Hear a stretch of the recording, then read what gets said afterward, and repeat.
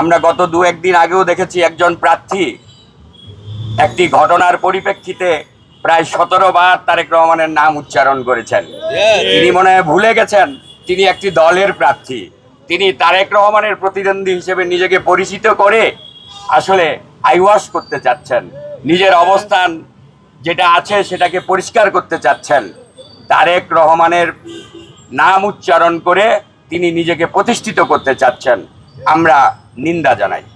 আপনি আপনার দলের ম্যানিফেস্টো নিয়ে জনগণের কাছে যান। আপনারা এ দেশের জন্য কি করবেন, এই আসনের মানুষের জন্য কি করবেন, তার জন্য মানুষের কাছে যান। আপনি তারেক রহমানের প্রতিদ্বন্দ্বী বলে নিজেকে জাহির করে কি ধান্দা করছেন? আপনারা তো ধান্দাবাজি। আপনারা 71-এ ধান্দামি করেছেন, আপনারা 75-এও করেছেন, আপনারা 81-তেও করেছেন, আপনারা 87-তেও করেছেন, আপনারা 91 সালেও করেছেন, আপনারা 96 সালেও করেছেন। আপনাদের চরিত্র জাতি জানে।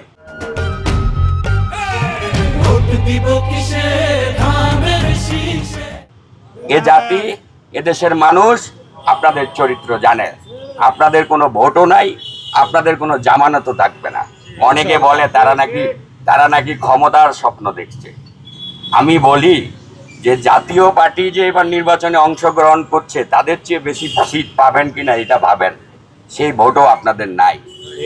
এদেশের মানুষ স্বাধীনতা বিরোধীদেরকে কখনো সমর্থন করে না। গুলশান বনানীর মানুষ অত্যন্ত উচ্চশিক্ষিত এবং এরা বৈদেশিকভাবে বিভিন্ন দেশের বিভিন্ন রাষ্ট্রের সংস্কৃতির সাথে সংযুক্ত।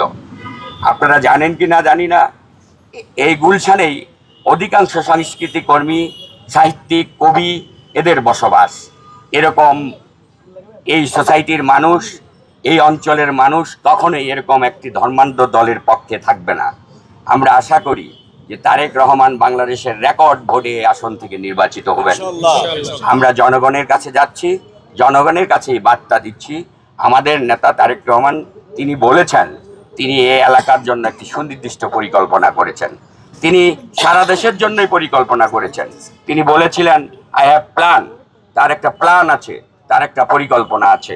নিশ্চয়ই সারা বাংলাদেশের যেমন একটা পরিকল্পনা আছে, ঢাকা 17 আসনকে নিয়েও তার সুনির্দিষ্ট পরিকল্পনা আছে। আমরা তার ম্যানিফেস্টোর মধ্যে সেগুলো লিপিবদ্ধ করেছি, তার প্রচারণায় সেগুলো উঠে আসছে।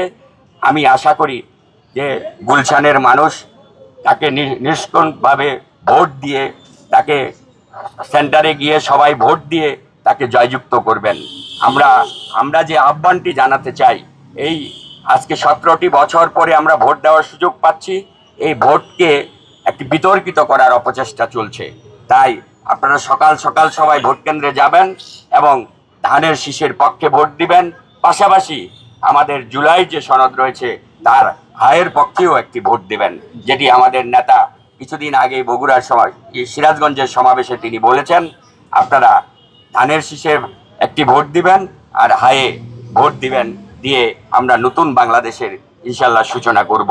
আজকে আমাদের এই দেশের গণতন্ত্রের সংকটকালে আমাদের যেমন শহীদ প্রেসিডেন্ট জিয়াউর রহমান এই দেশকে আমাদের স্বনির্ভর করেছিলেন, স্বপ্ন দেখিয়েছিলেন এবং এই দেশের স্বাধীনতা সার্বভৌমত্ব রক্ষা করেছিলেন, তেমনি আমাদের আপসহীন নেত্রী দেশনেত্রী বেগম খালেদা জিয়াও কিন্তু এই গণতন্ত্রকে রক্ষা করে গেছেন। আপনাদের সাধারণ মানুষের অধিকারের জন্য তিনি আজীবন লড়াই করে গেছেন।